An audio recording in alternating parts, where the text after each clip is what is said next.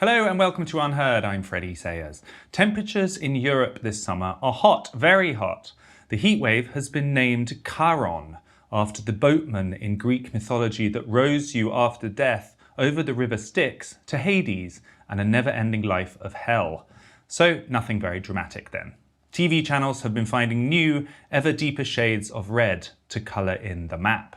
But there's another side to this. Bjorn Lomborg, who is author of a new book, Best Things First, as well as best-selling author of a number of previous books, is what I would call a climate realist. He doesn't deny that global warming is taking place, but thinks we should be spending money in a smarter way in response to it. He's got some quite stunning statistics that suggest that if Europe really is getting hotter, fewer people each year are going to die. He joins us from Sweden to tell us more. Good to see you again, Bjorn. Likewise, good to see you, Freddie. I presume where you are also, the news has been kind of covered in talk of this heatwave, and it just sounds very grave. And I think we probably should start by saying for some people it will be. It can be more than uncomfortable. It can be dangerous for people. Absolutely. First of all, look, if you're in a heat wave, you should definitely make sure you follow advice, that you have air conditioning, that you have enough fluids, that you stay inside where it's safe.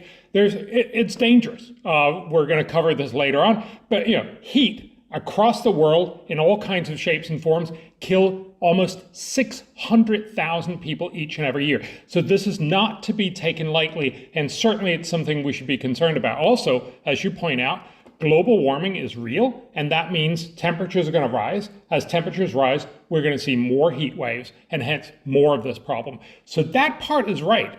It's not about that this is untrue. It's about getting a sense of proportion. So let's get into this. You point out a study that was recently published in The Lancet, which is the kind of premier medical journal here in the UK. We've had some issues with some of their reporting in the past, but it's a group of UK academics, and they have taken measurements from across a 20-year period, looking at how many people die in Europe from cold and how many people die of heat. Talk us through it. So fundamentally, what you have to understand is that almost everywhere, there is a minimum temperature where people die the least. If you deviate from that minimum temperature, that is, if it gets hotter, you start dying more. If it gets colder, you start dying more. It's not very surprising. If you get hotter, eventually you get dehydrated. Dehydrated. Thank you very much. And then eventually there's a real risk that you end up with more risk for strokes. So it has a real death risk. And that's what you see on a population level. As temperatures go above the minimum temperature, the minimum death temperature, then you get more and more death. That's what we hear about, and that's absolutely true. But there's a similar curve down below in the cold range of the temperature. When it gets colder than the minimum death temperature, then you also start getting more health problems. This is something that we see very clearly. Every country in the world has more death in the winter than in summer. And this is mostly not because of influenza, although that might have part of it, but it's mostly because as temperatures get colder, people's bodily reaction is that their blood vessels constrict to keep your core body heat, temperature warm enough. That increases your blood pressure. So we know everywhere blood pressure increases as you're colder. And that means you have more risk of strokes and blood clots and so on. And that means you have more risk of dying. We know all of these things. This has been published widely for dozens of years. And what that means is, when you look at heat waves, yes, you're going to see more deaths from heat. But when you look at cold, you're actually going to see a lot more cold death. And what we see in Europe is that every time there's one person dying from heat, there's about 10 people dying from cold. You're not well informed if you only hear about that extra heat death, which is true and dramatically disconcerting for that person, unless you also hear about the 10 cold deaths. So let's actually put the chart that you shared on the screen, which shows how many cold deaths and how many heat deaths there have been in Europe over the past 20 years. This is from that Lancet study. I mean, it looks very, very striking that there's no country that is where the red bar is even close to the blue bar. We should say we're actually going to put two charts on the screen. The one on the right is the one that I believe you created, which has the same scale for the cold and the heat. But the one on the left, slightly mysteriously, is what was published in The Lancet, which is supposed to be a bastion of scientific methodology. But they seem to have actually changed the scale to make the heat deaths look bigger. Is that what happened? Much bigger. Look, if you're a researcher, it's fine. You can read a chart and actually see that there are two different sides of information. And what you can see on the chart that I've done is you almost can't see any heat death, which of course is why they blew it up to make it bigger. That's fine if your purpose is to get researchers to know what was the exact number. But if you want people to understand what is the size of heat and cold death, of course you need the same measurements on both sides of the axis. And that was what I did. And that's why I'm trying to point out, look, we know this. And they also write that very upfront in the abstract of the paper. We know that heat deaths are vastly outweighed by cold deaths everywhere. So in Northern Europe, in the UK, we're talking about maybe 800 or 900 people dying from heat death, and maybe about 45,000 people dying from cold, down into Spain and Italy, where it's only 5 cold deaths for every 1 heat death. But overall, this is what we see everywhere, much more cold death than heat death. So does that mean that if Europe heats up and we see worse heat waves in the summer, but less cold spells in the winter, fewer people overall will die of temperature-related causes?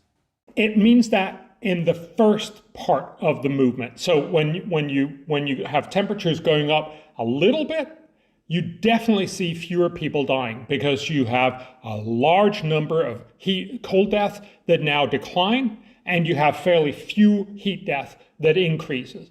Eventually, if temperatures keep increasing, you run out of cold deaths to avoid. And then you actually get an increase. So in Europe, we probably estimate towards the second half of this century, we'll probably end up seeing an increase in total heat and cold deaths, and possibly by the end of the century, an absolute increase from what it is today. But certainly over the next many decades, this is actually a net benefit for Europe. I just got to interrupt you just to focus on that point, because you really, really don't hear that. That if temperatures are going up in Europe, at least in the short and medium term, fewer people are going to die. And this is remarkable that we don't hear that. And that's, of course, because it's an inconvenient point. But surely we should hear all of these points. Again, what I wanted to also emphasize is none of these models take into account that we actually do adaptation. So one of the things we've found is everywhere in rich countries, heat deaths have gone down, despite the fact that temperatures have gone up. And that's basically because people have more access to air conditioning, and we're better able, when you're not poor, you're much more resilient to actually not die from heat waves. It's not very hard to not die from heat waves, because remember, heat waves hit in 1, 2, or 3 days. So stay out of heat in those very, very hot days, and you're fine. Cold, on the other hand, turns out to be much harder to deal with, because that's really month-long issues, and you have to keep your home heated for months. And this is hard, especially if you're poor. Again, we've probably seen historically declining levels of cold death just simply because people have gotten richer. But actually, in many rich countries, we see decreases in heat death, but increases in cold death, because it's so costly to do something about heating. And that, of course, also addresses the whole conversation that we have in climate. A lot of people would say, oh, we got to make fuels, especially fossil fuels, much more expensive so that we stop some of the problems that come from global warming. That sounds sensible. But if it actually means it becomes harder to keep your home heated in the winter, you may very well end up with more dead, not fewer dead. And of course, cooler in the summer. I mean, across Italy and Greece and Spain and these places where it's so hot, the reason everyone is just about okay, or most people are, is because of air conditioning, which takes energy. So actually, at least in the short and medium term, people need more energy, and they need more economical ways to either heat or cool their homes.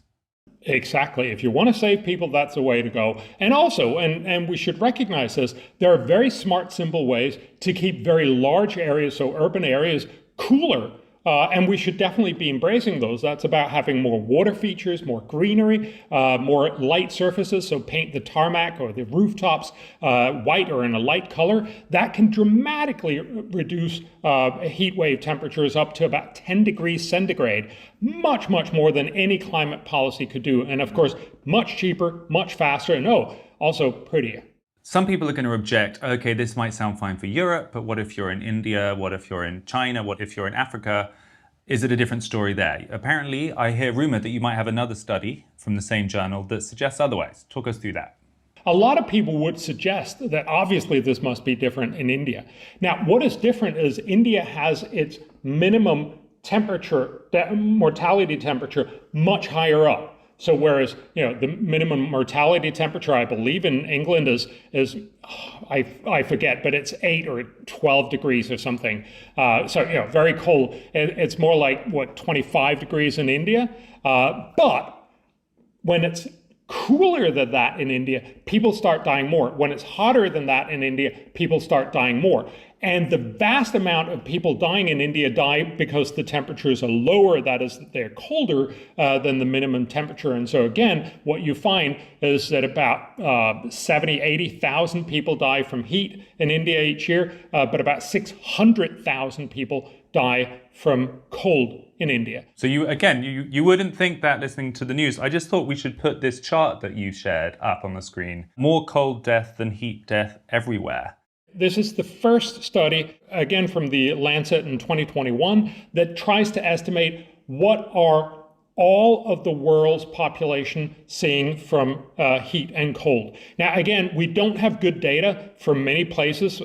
Rich places have better data. So this is not absolutely certain, but it's the best evidence that we have, and certainly everywhere what they find, you have many more people dying from cold, that's the blue bars, than dying from heat. Actually, it's an interesting point that Europe is one of the least differential. So what they find is that Europe only has about a 4 times higher death rate from cold than heat. It's definitely counterintuitive to see that Africa bar, where so many, more than 1 million people dying of cold, but very few dying of heat. There's a second chart that I thought we should share also, which is the change over time, where it's looking at the fact that as temperatures have changed, both the numbers of people dying from cold and heat have changed. Let's put that on the screen and have a look. This is actually what they wanted to do.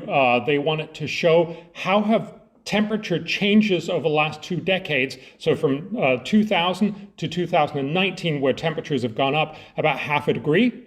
How much has that affected? And what it turns out is that while you see heat deaths going up, as you would expect, you also see cold deaths going down, and they're going down more. As you can see, the percentage has gone up from heat deaths about 0.2 percentage points, but it's gone down 0.5 percentage point for cold, which actually means that overall, over the last 2 decades, if you just look at temperature has saved more lives than it has cost. It's cost about 166,000 more heat deaths, but it's avoided about 283,000 cold deaths each year, which means each year we're now saving about 166,000 lives because of higher temperatures on the planet. So what do you think we should be doing? This is the big question, isn't it? I mean, obviously all the focus and all the attention and a lot of the money and pain is going towards trying to slow the pace of climate change, trying to reduce the amount of energy we use and all the rest of it.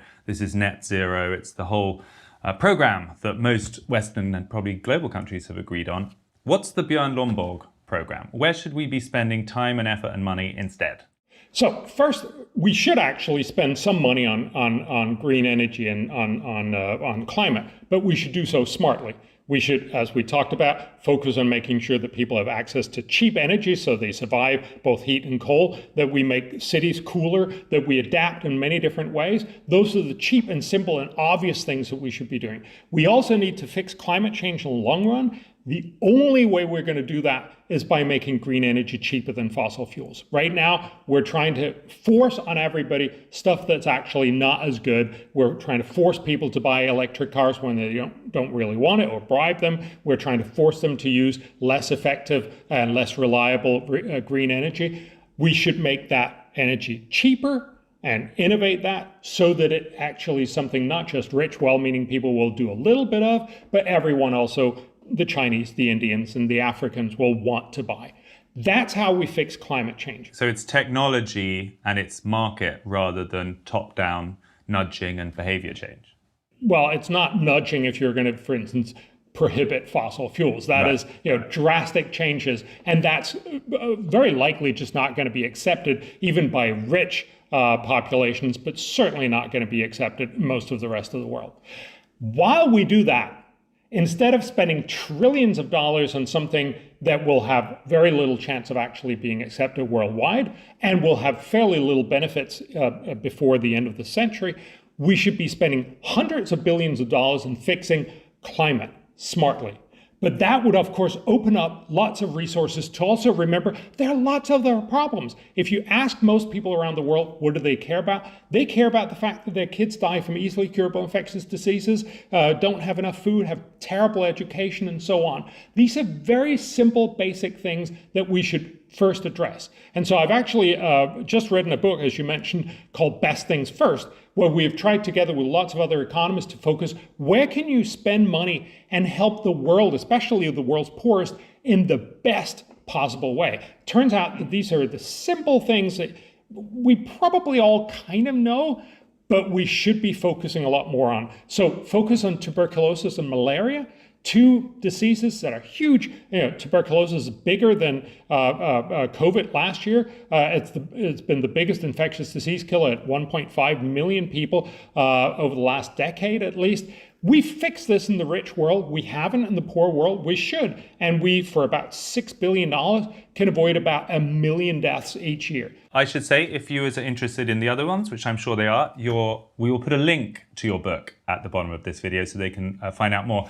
Concluding thought, Bjorn, whether it's those two charts that we showed at the start, the way the data was presented and the way the data really should have been presented, or whether it's the news coverage at the moment, which always emphasizes one side, or whether it's the bigger question of why money isn't spent smarter and why we seem to be driven towards these kind of impractical ideological goals instead of simpler, better solutions. What's your explanation for it? Why is there such a movement towards strangely irrational sort of ideological answers to everything instead of a little bit more pragmatism? I think to a large extent it's because this has become almost a religious experience. When you talk about climate change, it's not just we want to do something smart about a real problem called climate change. It's also become, I want to be this morally superior person. There's a right answer, and it's often, renewables like solar and wind. It's, curiously not nuclear power, which in many ways provides more baseload power. And if we can make it cheap, we're not there yet, then it could also be a safer and a much more effective solution to part of this. But there's sort of an ideological solar and wind, great, nuclear, not great. And likewise, we have this with all kinds of other things. So again, when there's heat waves, we see this all the time because it's sort of pushing the right argument. Krugman just today in New York Times says we should politicize the weather. We should actually make the arguments of saying, here are some things that are in the news, and this is why you should do my political program. That's not how we make smart decisions, but it is how we drum up support for our tribe. I think we need to get back and say, isn't our real goal to make the world as good as it can be? That is, both fix climate, but smartly and effectively, and also fix all the other problems smartly and effectively. If you're on board with that, we should be smarter than this. Unfortunately, right now, it's become more sort of a talk to your tribe. But I would like to believe that we can be smarter and better and more rational. Bjorn Lomborg, thank you for your time today. Thank you. That was Bjorn Lomborg, making quite a lot of sense, I thought. If you want more of this, common sense and resisting the tribe mentality, then don't forget to subscribe. We'll put the link just up here and make sure you see all of our videos as they come. Thanks for tuning in. This was Unheard.